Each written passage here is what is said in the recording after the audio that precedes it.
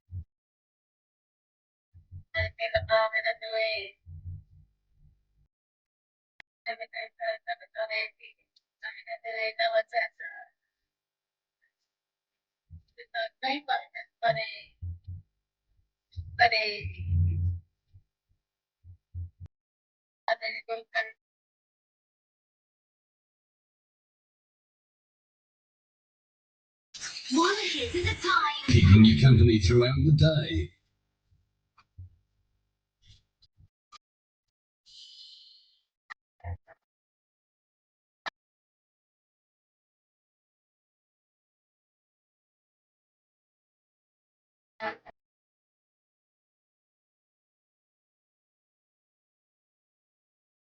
One hour of the hottest tracks and coolest mashups of the moment.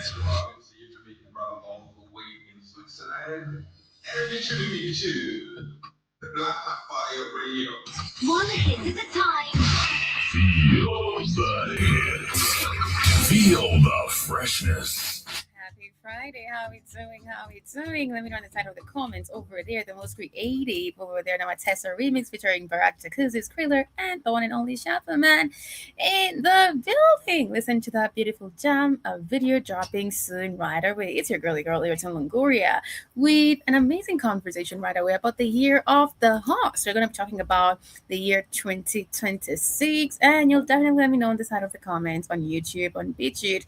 You can put your comment right there. But I hope you're feeling amazing, excited for yet another year. It's always a great time to be alive on the Black Watch Fire Radio Network on Let's Talk with Iriton. Always sending you nothing but love, because love and light is the way.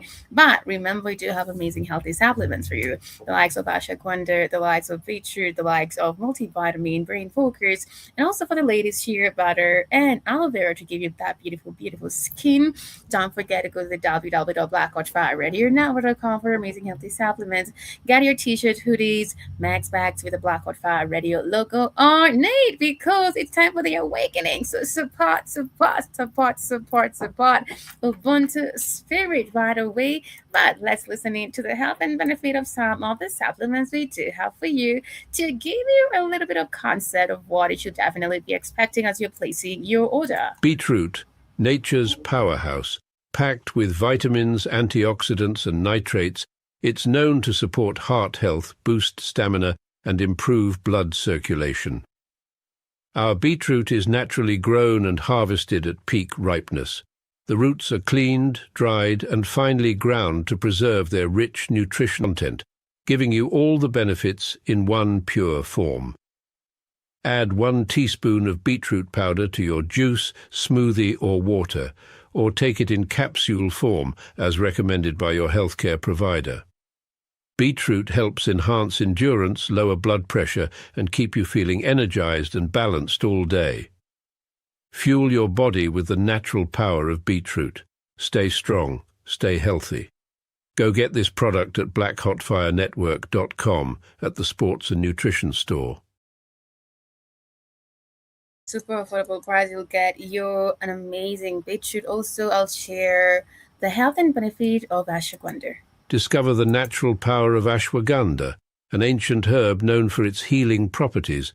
For over 3,000 years, ashwagandha has been trusted to reduce stress, increase energy, and improve focus. Our ashwagandha is carefully grown, harvested, and processed to retain its maximum potency. Each root is hand-picked and dried, then ground into a pure organic powder, ensuring the highest quality. Simply mix 1 teaspoon into your favorite beverage or take it in capsule form as prescribed by a healthcare professional. Whether you're looking to balance your stress levels, boost your immune system, or enhance mental clarity, ashwagandha offers a natural solution. Experience the benefits of ancient wisdom backed by modern science. Trust nature. Trust ashwagandha. Go get this product at blackhotfirenetwork.com at the Sports and Nutrition Store. $3.90. As I said earlier, you can definitely get that on www.blackhotfirenetwork.com for an amazing price. But we'll dive into a conversation about the year of the horse. But before that, we have a conversation about the fact that you cannot prepare for a revolution but on and only Joshua Maponga. And I believe they talked about this on the other show, but on this show, we've not talked about the fact that there was another coup attempt in Burkina Faso. And because of the one and only Ibrahim Traoré doing the best of what he can to actually make sure Burkina Faso stays independent, and they don't want him to do that. But before that, let's listen into this conversation about Joshua Maponga exposing the West agenda in Africa. We've been talking about this like forever, but we'll delve into that, then talk a little bit about the coup attempt in Burkina Faso. And lastly, the year of the horse. What does 2026 entails? It's not about local people. The colonization project becomes extensive so that even the whole continent of Africa is covered in this blanket of white supremacy. And with colonization came what we call white monopoly capital, where the economy of those countries remain now in the hands of the white people, and the blacks simply being looked at as workers, slaves, and servants. The impact of colonization is brainwashing, using religion, using education, using entertainment to create different role models altogether. Here now our children being taught Casper and the Friendly Ghosts, Tinky Winky. They're being taught, Snoopy Dogs. They're being taught the Seven Dwarfs. They're being taught what? And I can see all the 3 factors that he's mentioned has really played a really big role in brainwashing the African mindset into believing that they're less than, and the white supremacy is literally of all time, because they talked about mostly entertainment. I believe everybody has been raised up watching, listening, and the fact that they actually create this perception about the United States of America. They don't show you the other side of the United States of America that is struggling, like that it is not all that heaven on earth. They don't show you that perspective or that world, because it exists. Also in education, the first time or the first moment you step into the school institution, I'm always so loud and deep on the educational system, because I believe entertainment, yes, but education, it's an everyday habit where a kid definitely gets into class, learns whatever they're learning that is nothing to do with them for hours and years of investment, where a child is actually brainwashed to understand and believe that the white man came to save them. The white man brought civilization. The white man is better than you. You should thank him and uphold him in a higher honor. You know, education has a really, really, really big role in brainwashing the African mind into believing that they're not worth anything and the white man is the savior. Shakespeare, Julius Caesar, even when they go to school to study their own history, they don't study And that. lastly, religion also has always played a very, very big role in colonizing the African mind. Their history. They're being taught to study their history. It's not about us, it's about them. So you go to school, you're being taught about Napoleon Bonaparte, Charlemagne's, the Bolshevik wars, you know, the industrialization, and etc. And you wonder, where do you even study about Kemet, the building of the pyramids, the Great Zimbabwe, the Benin, you know, technologies, and so colonization has a very intricate And also, subtle. I was listening to this interview, and actually, it rang a bell because it's everything that we're always talking about here. Just Kanye West on an interview, and he was talking about how in the African history, I believe in the United States of America, there's no book that talks about Mansa Musa being, you know, the greatest, wealthiest man in history. There's no way. They only talk more about every history book about how Africans were slaves, but there's nowhere they mention Mansa Musa being kings and how Africans were kings and they had kingdoms. There's no way you find that in the African Museum in history. A way of playing around with the minds of the black person and making them less than they are, than they know, than they deserve to be. And the impact of that results in neocolonization, where even when a black person is now in power, he does not remember where he's coming from, but he remembers where the white man wants him to go. So our present governments right now, that is so true, like 100%, are there to enforce the same principles of what the colonizers were doing. So you come from the war, you've been fighting the liberation struggle, liberation. But the day you're liberated and you lift up your hand to be sworn in as a president, you are swearing on the white Bible. You are swearing into the white parliament that they built. You are swearing on the constitution, on the literature that they're giving you. And you are going to an office that the white men used to sit on. So your ministers and ministries are simply driving the same agenda. The laws of mining have not changed. The laws of land have not changed. The laws of indigenous medicines have not changed. In some certain countries, the laws of indigenous medicines actually fall under witchcraft, the Witchcraft Act. Now, how do you begin to say you are liberated when in fact your liberation has nothing to do with liberating your land, liberating your kings, liberating your culture, liberating your diet, liberating your celebrations? And so in your towns, you still find these big white men standing as statues. Your cities are still being called by the name of the colonizers. Your rivers is the same thing. And then the borders, oh wow, the borders are still exactly where they were as Leopold put them.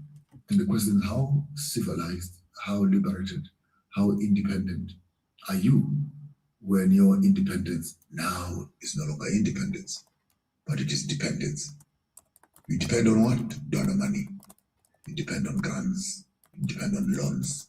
You depend on the same colonial system to help you to build your... Now, where have you ever seen that happen? That the person who colonized you will help you to build your own country, when in fact, it has always been about them building their own spaces. And this puts deep context to what I might want to call the Francophone Revolution. Burkina Faso, Mali, Niger, All these French once colonized. Guys, he's actually mentioned something very dire or very important right now on how you can ask any. Let's talk about if you've not learned about your history and where you're coming from. You'll definitely mention everything to do with the European culture and where they're coming from and where they're going, but you do not know where you're going and where you're coming from.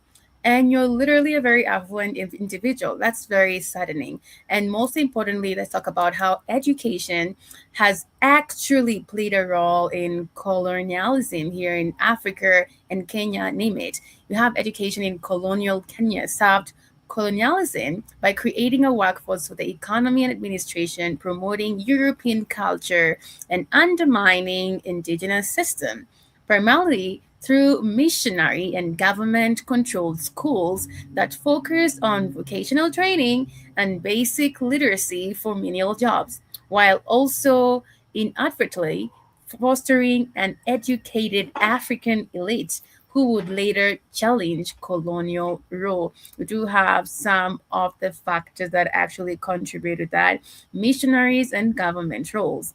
Missionaries initially spearheaded education for evangelization, training catechists, and literacy for religious purposes, but their efforts were later co-opted by the government. Due to also the fact that the government contributed largely in this, they established non-mission schools focusing heavily on vocational and agricultural skills to prevent the radicalism seen in India, fearing academic education would breed rebellion. Because if you know your history, you definitely have an identity. We also do have the labor production, education, especially technical and agricultural training, aimed to supply cheap labor for settler firms and European businesses, producing artisans, builders, and farm hands. Also, cultural assimilation, the fact that they've already tried and they did strip away our culture, our tradition, still there, we're always definitely going back to them.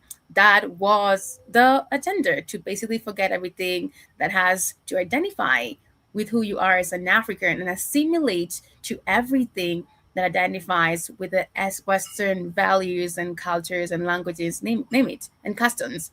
We don't have Western education, introduce European values, languages, and customs, promoting the idea that indigenous ways were inferior and that European civilization, which was never there because civilization originated from Africa, was superior. And even I believe right now, I've had this conversation with a lot of people that I know. And if you actually try to ask them a question or just bring the understanding that civilization originated from Africa, they don't believe it.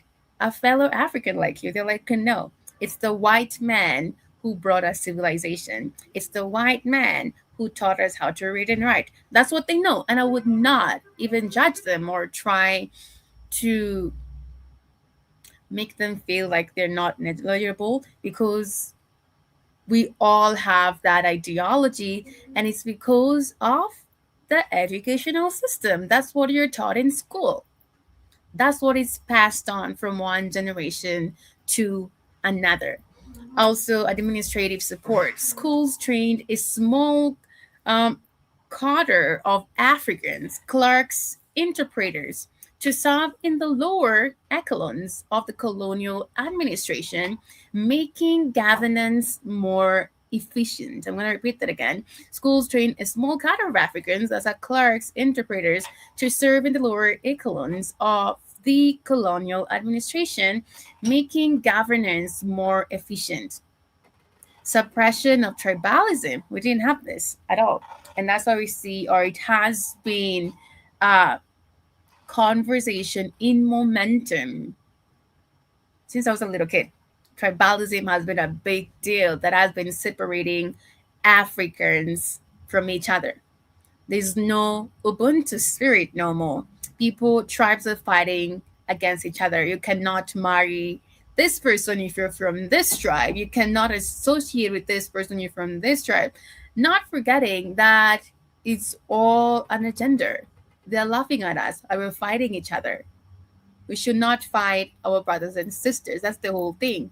Not forgetting how all this started. Africa is one. And the fact that we're supporting tribalism and the fact that we're supporting that we are not one is the fact that we keep on fighting each other and the fact that we keep on falling into the same agenda that was actually worked on during the Berlin Conference, where Africa was divided into this little fragmentation of countries. But the fact that we're supporting it right now is when you cannot stand for your Ugandan brother and sister, Tanzanian brother and sister. That's why you are affirming that these borders exist, Suppression of tribalism, paradoxically, by forcing Africans into a money economy and new social structures. Remember, we had the Ubuntu spirit? Everything belonged to everybody. Everything is in abundance in Africa. But during the Berlin Conference, no African leader was a part of the board or the meeting deciding the course of Africa. And that's where the new social structures existed. This land belonged to this part of this nation or Ugandans. You cannot cross border. This water body belongs to Ugandans or Kenyans. Not forgetting all belongs to everybody. By forcing Africans into a money economy and new social structures, education aimed to break down traditional tribal solidarity, although it also created new ethnic consciousness. Did it? It's a question over there. Lastly, we do have the unintended consequences that emerged after all this. We do have an emergence of an elite.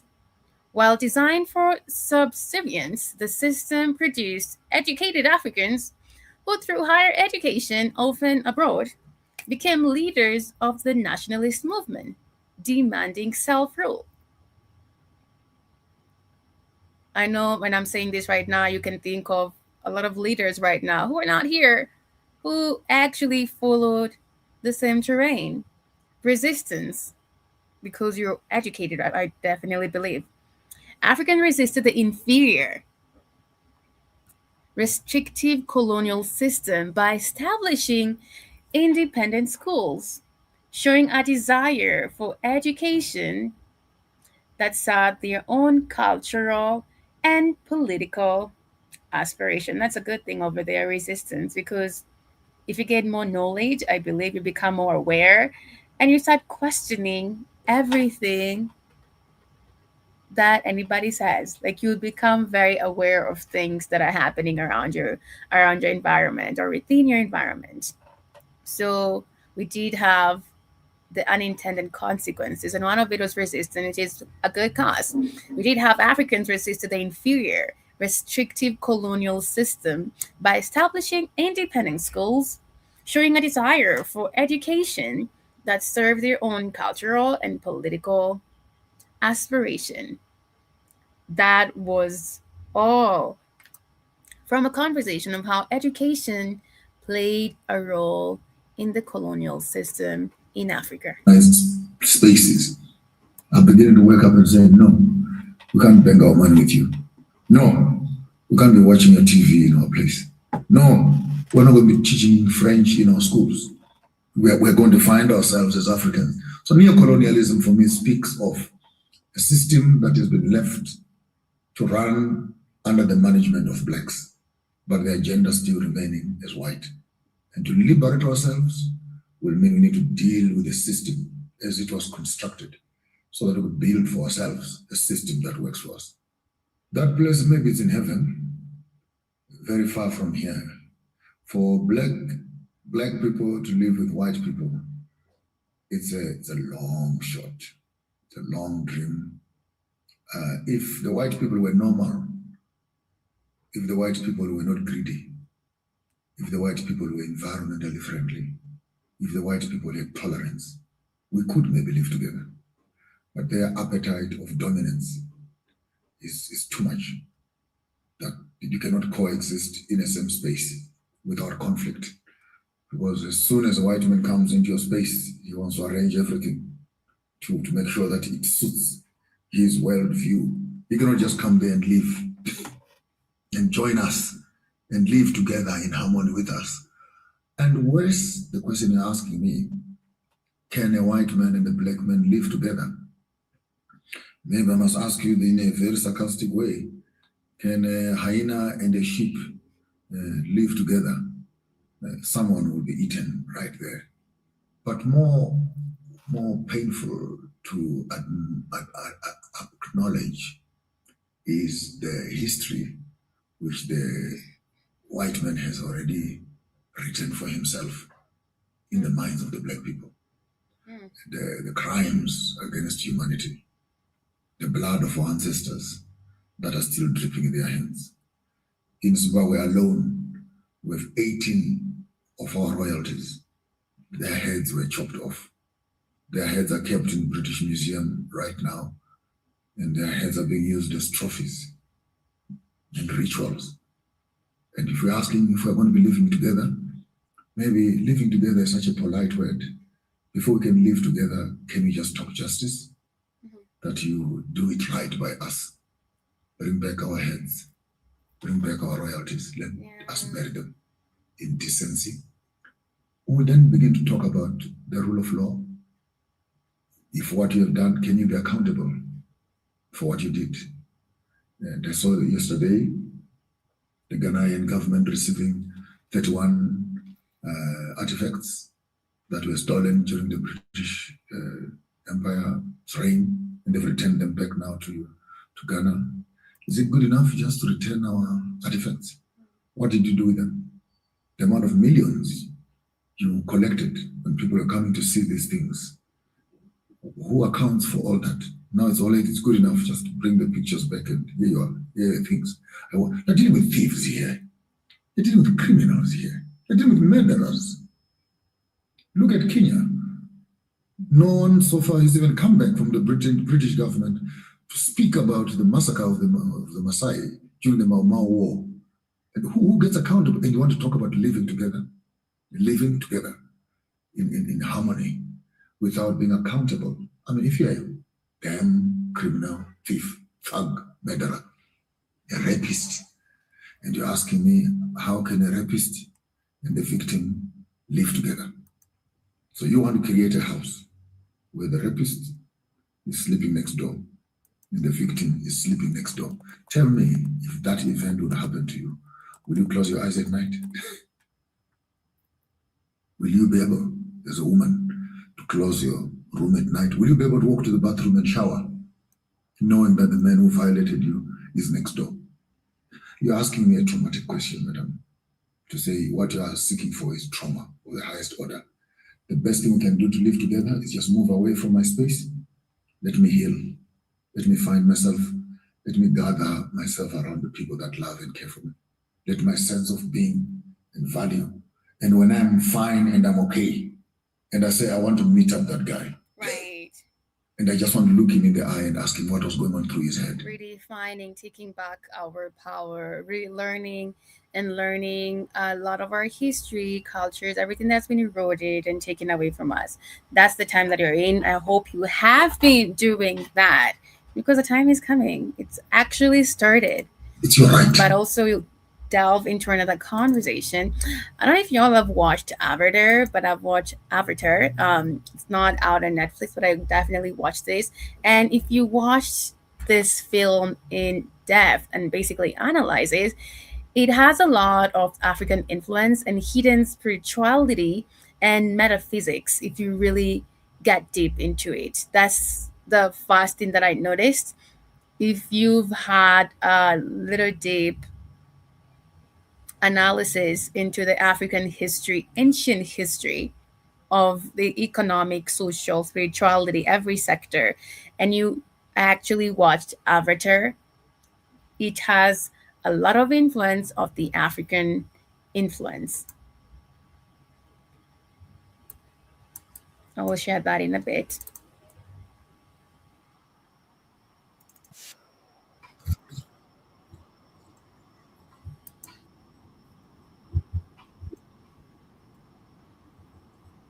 and movie series of all time for a number of reasons, be it the expensive technology and CGI director James Cameron used to bring the world of Pandora to life.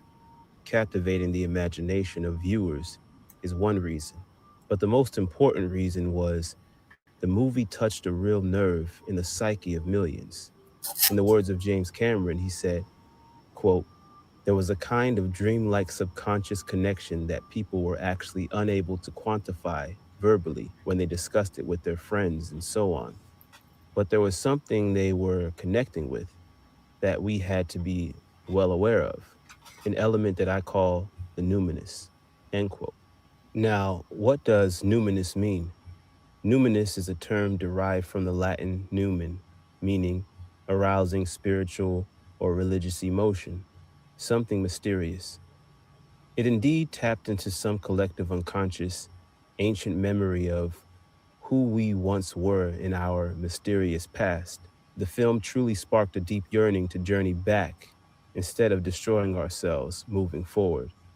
The first film is set in the year 2154 on Pandora, a fictional Earth-like moon orbiting Polyphemus, which is a gas giant the size of Saturn. Pandora is located in the Alpha Centauri system. Humans who have depleted their planet's natural resources are engaged in mining Pandora's reserves of a precious mineral vital to the economy. It actually has a lot of hidden spirituality and how these individuals or avatars were actually connecting to this godlike creature when they need answers, when they need kind of understanding in a time of war, when they feel lost, and they'll connect to their here into this godlike creature, and they'll go into a meditative state, and they'll try to connect to the god, and this god was a woman. So it's so beautiful. And there was this little kid who had healing powers, and she'll connect her here to the ground or nature or the roots. And she actually helped a lot because she gained so much power, and she helped in the war because we did have the invaders who were literally white people coming to steal the minerals, and also the whales, the animal, the creature, the sea creature, whales oil, which cost like $1 billion, and that's what they really cared about. They came and destroyed everything, the nature, everything they were building. But by the end of the day, as they were connecting to the source, they actually won the war. Known as unobtainium. The Na'vi, the blue race of humanoids indigenous to the moon, resist the colonists' expansion, which threatens the continued existence of the Na'vi in the Pandoran ecosystem. The Na'vi live in perfect harmony with every species that inhabits the moon, similar to indigenous peoples of our real world. It is no secret James Cameron's source of inspiration for the Na'vi was the native people of Earth, particularly Africans. The influence of African culture is undeniable. Native spirituality. Yeah, it's undeniable. Like, if the film starts like this and you've done so much research on the African history, you'll be like, bam, instantly it started. I was like, oh my god, this is African history, African spirituality. I was like, this is it. And esoteric symbolism runs rampant in this film. The truth is, the story of the Na'vi is the story of all native people on Earth. Ewa. Ewa, also the name of the Great Mother in the film. Known as the All-Mother or Great Mother, is the guiding force of life and deity of Pandora and the Na'vi. She is also described as a globally distributed. There was the Great Mother they were connecting to when they needed answers, when they needed direction, or when they felt lost and they were asking for help. Consciousness, whom all clans revere. The Na'vi understand that Ewa acts to keep the ecosystem of Pandora in perfect harmonious equilibrium, and that all beings return to Ewa upon their death. And they were connecting to Ewa with their hair. Like, they both have like kind of like dreadlocks, all the avatars. So they're connecting their hair to Ewa. Is kind of like, I don't know how to explain it if you've watched Avatar, but they connect to her through their hair. The Na'vi follow theism and pantheism simultaneously. Some scholars call this panentheism. Panentheism is the belief that the divine intersects every part of the universe and also extends beyond space and time.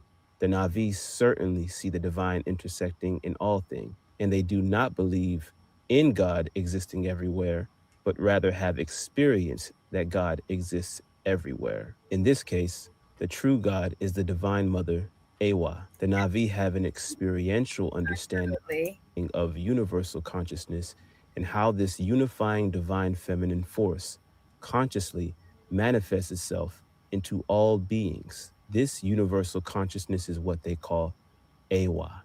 Throughout the film, Ewa is the one that becomes the many, and the Na'vi are all truly incarnates or incarnations of Ewa, or in other words, avatars of Ewa.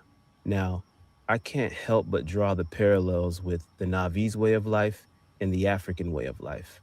I am someone who comes from the Igbo people of southeastern Nigeria, and we have a quite similar view on life. The Divine Mother, Ewa, is remarkably similar to the Igbo word Uwa, which means world. Nne Uwa is the primordial mother of the universe, and the ancient Igbos regarded the world, Uwa, as feminine in nature. The world is a mother matrix, similar to the Maya concept of the Hindus, Maya being feminine in nature, Maya being the world. Nne Uwa, properly pronounced, also known as the Na'vi way, are a set of ancient religious tenets handed down to the Na'vi by Ewa. These laws dictate the Na'vi way of life and restrict them from participating in any activity destructive of the environment and themselves. This is similar to the 42 laws of Ma'at under Kemetic law, also known as ancient Egyptian law. Ma'at is the Kemetic goddess of truth, justice, harmony, and balance, who is said to first appear during the period known as the Old Kingdom, but no doubt existed some form earlier. Interestingly enough, Ntiri's mother, who is the spiritual leader of the Omatikaya clan, has the name Moat. The name Moat and Ma'at is strikingly similar in sound, and truly, this was no accident by James Cameron. Furthermore, the law of the native peoples is commonly associated with the sacred feminine. In prehistoric and during the earliest epochs, African oral traditions teach us the first spiritual teachers were women who also maintained the eternal spiritual law. The Na'vi's spiritual leader, Moat, represents this ancient truth. In fact, the Igbo spiritual system is called Odinala, meaning that which is within the earth goddess. Odinala is an encompassing term that denotes the primordial spiritual laws and sacred traditions directing Igbo life and culture.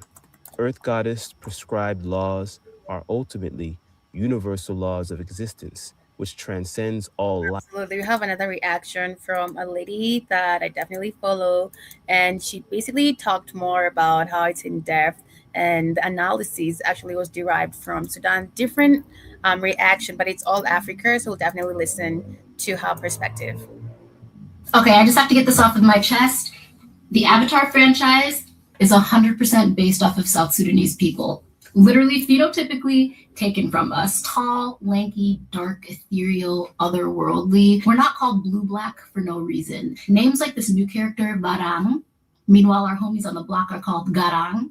Gatluak, you've got the Acholi, like Suli. It's not just the Aduts and the Anoks, because when you hear the language of the Na'vi, at least as a South Sudanese person, you're like, Aiwa, which sounds mad familiar, right? Yeah. And we've been covering ourselves in ash for centuries. It's a tradition shaped by our climate and cattle herding cultural practices. All of our style of clothing and drip down to the jewelry brought. This man is who they archetyped for sure. Because wouldn't it be weird to see a movie with a bunch of blonde-haired, blue-eyed, tall people with axes and hammers living on boats as a way of life and not give a nod to like Viking culture? And you might think like, why does any of this matter? It's all made up anyway. Well, Kat, no, it's not. you're actually telling the story of real people, like Pocahontas. It's fiction rooted in real people, which in this case erases those people from any credit of their own culture, I know. only to be remembered through a myth, which is problematic because fiction becomes fact when it's the only version that people ever see. Ask any Indigenous person how real Pocahontas turned out. And as a filmmaker myself, my commitment to the craft is about the truth, because good filmmakers want to tell the most authentic version of a story, even if it's fictional. Exploitative filmmaking doesn't aim to tell the most honest story. They go for the cheapest version that appeals to the widest market. And that market is usually shaped towards the most basic, flattened understanding of a people or culture.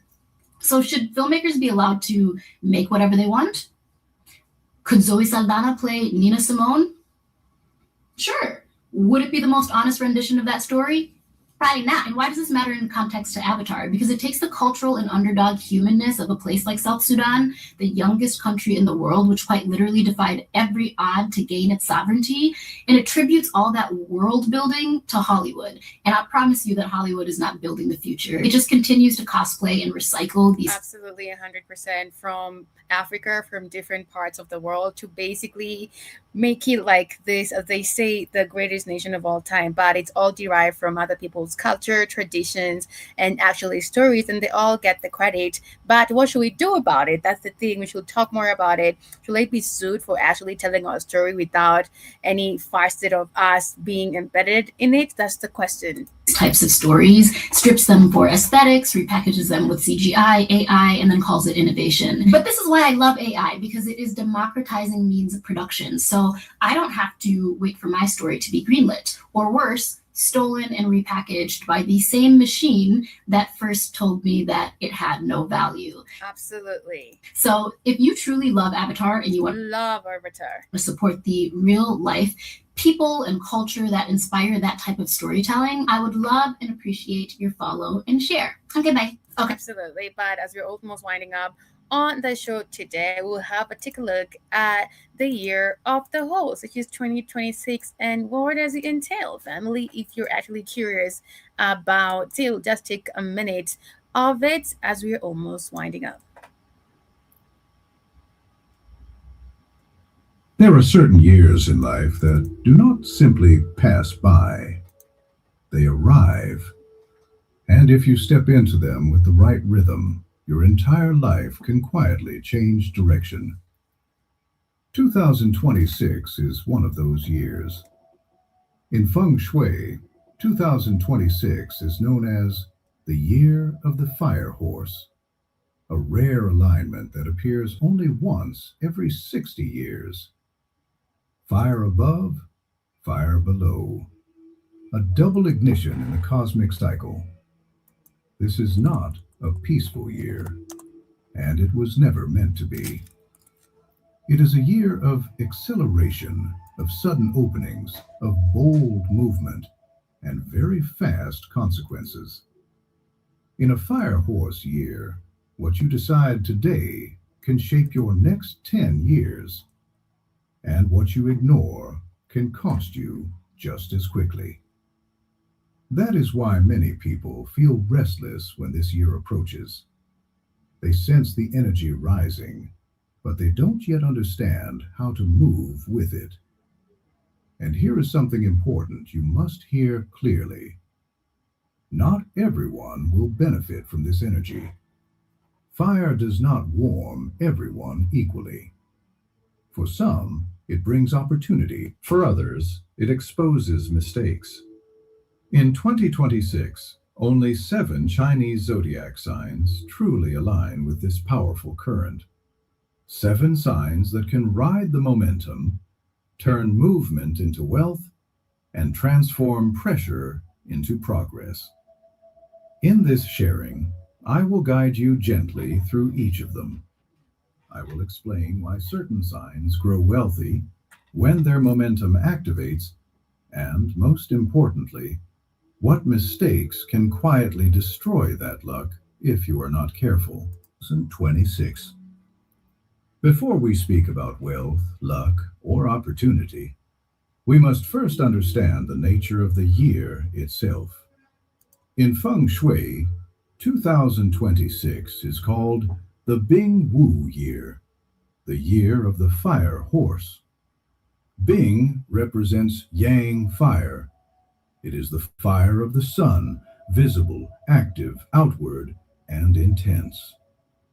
Wu, the horse, is also a fire earthly branch.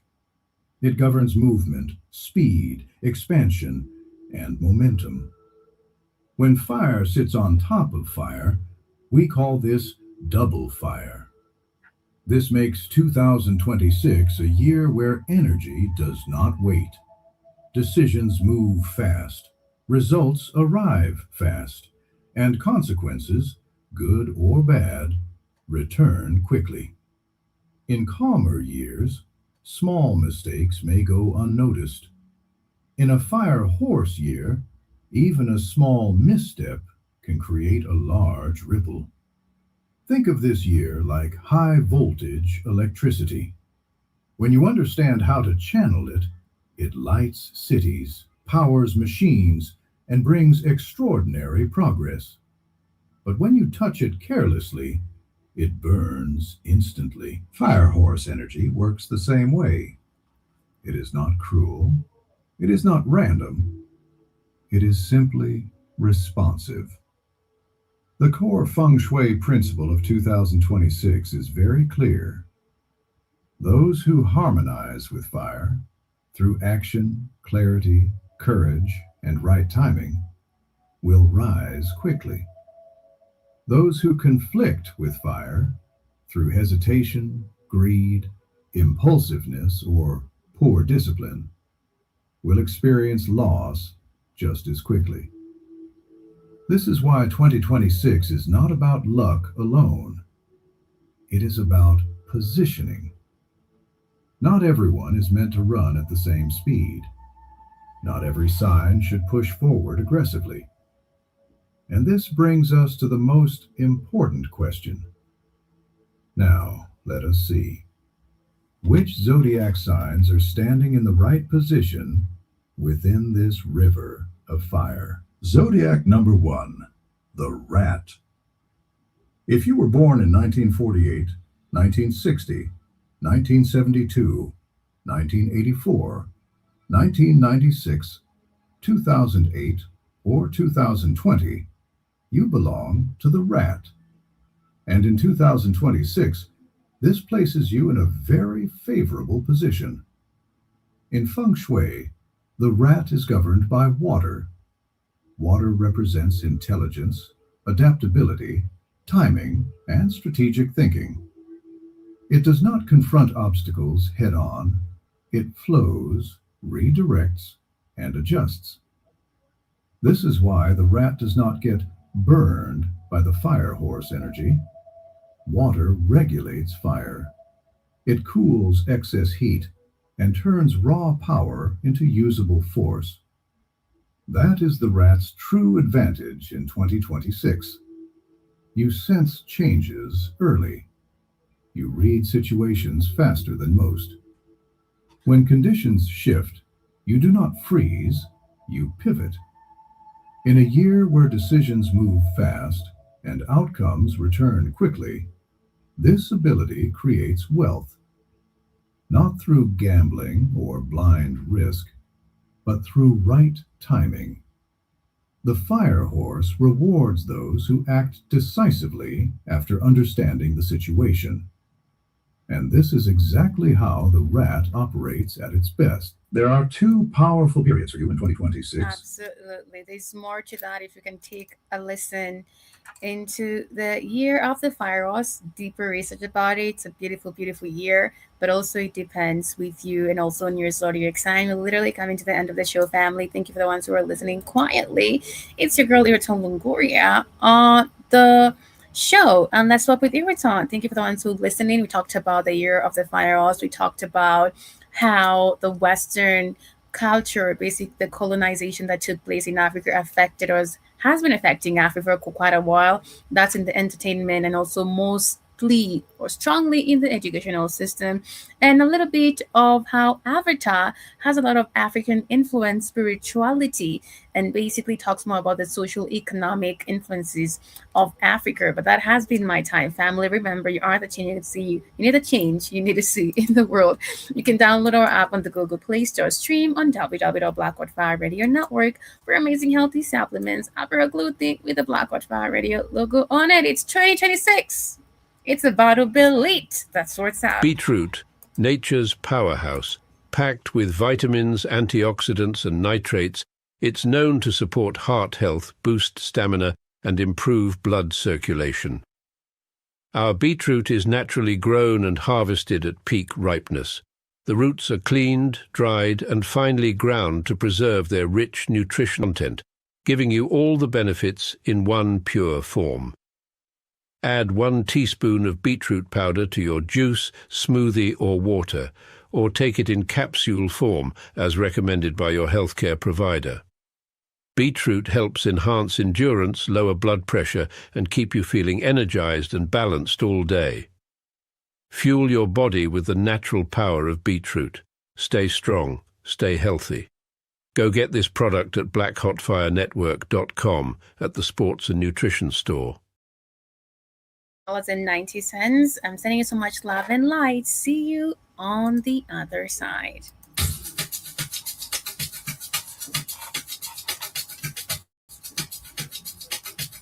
It's the keeping you company throughout the You're day. now listening to the best music. Now it's as I am the most creative.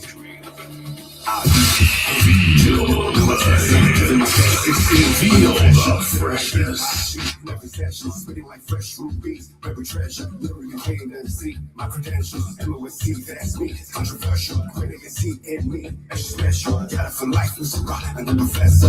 Most, you know me. The next episode, like DOC. I'ma drop it like a sauce. DOG, we go bags for bags like Central C. I got it, don't be lying, say level 5. Trying to rock the mic, the beat is Feel the freshness. to a different cop. We dream of the side. All day, every day.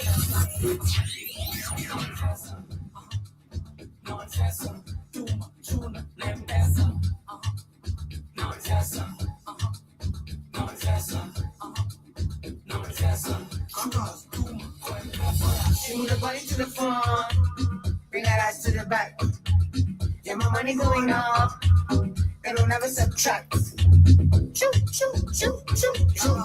My deep in the back. Choo, choo, choo, choo. It's a bad boy sign in the track. I need